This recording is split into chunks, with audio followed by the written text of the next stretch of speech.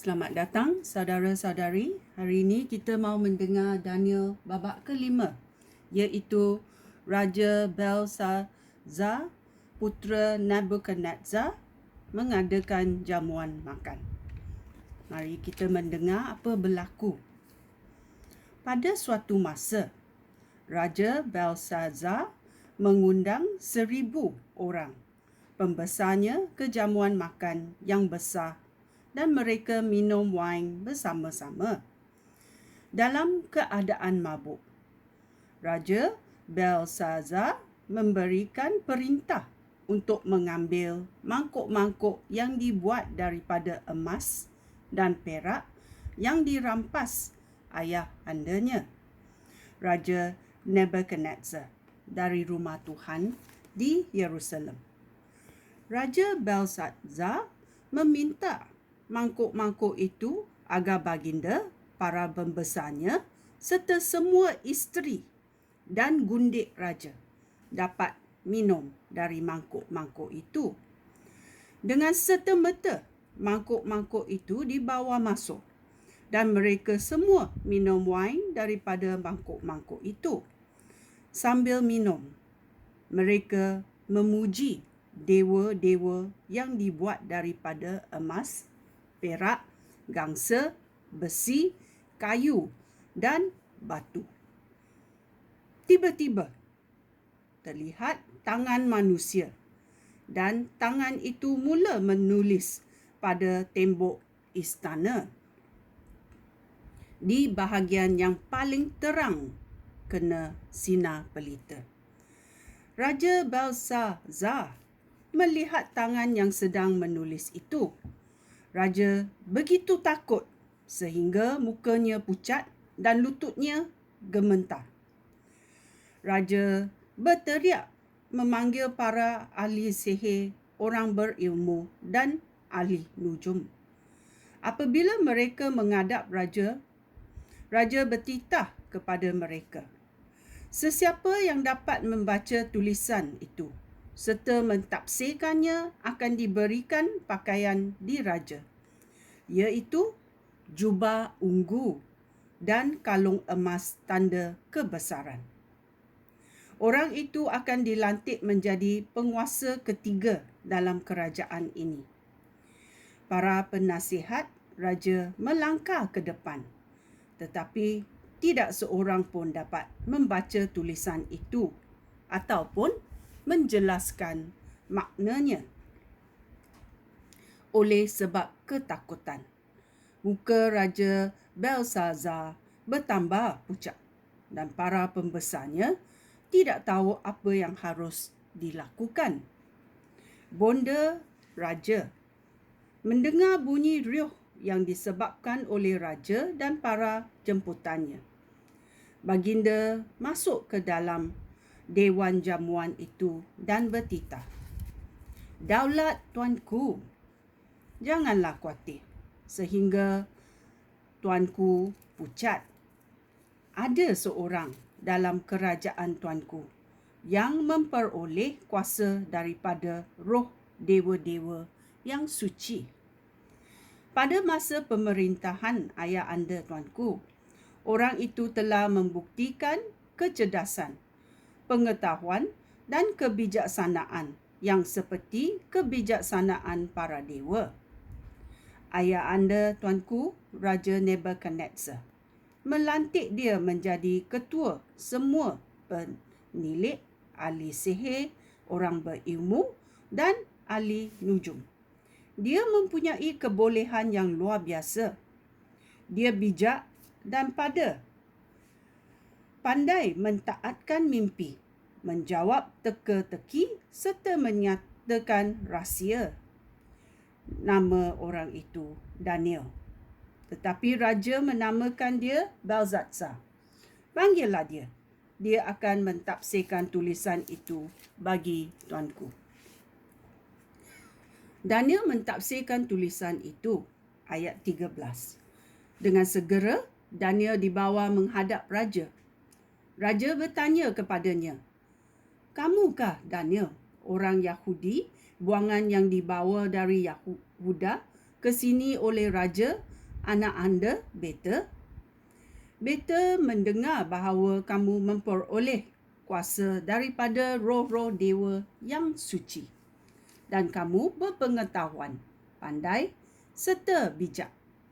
Para penasihat dan ahli sihir telah disuruh membaca dan mentafsirkan tulisan itu. Tetapi mereka tidak dapat. Beta mendengar bahawa kamu dapat mentafsirkan rahsia-rahsia yang dalam dan tersembunyi. Jika kamu dapat membaca dan mentafsirkan tulisan itu, maka kamu akan diberikan pakaian diraja, iaitu jubah ungu dan kalung emas tanda kebesaran. Dan kamu akan dilantik menjadi penguasa ketiga dalam kerajaan ini.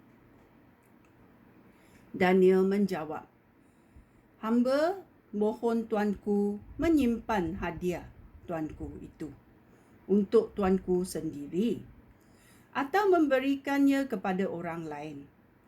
Hamba akan membaca dan mentafsirkan tulisan itu bagi tuanku.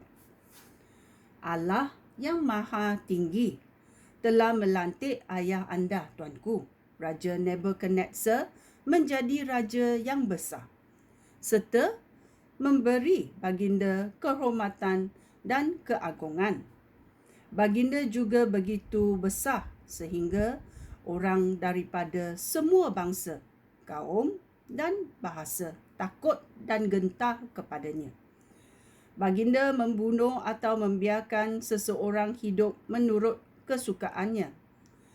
Baginda meninggikan atau merendahkan sesiapa sahaja menurut kehendaknya.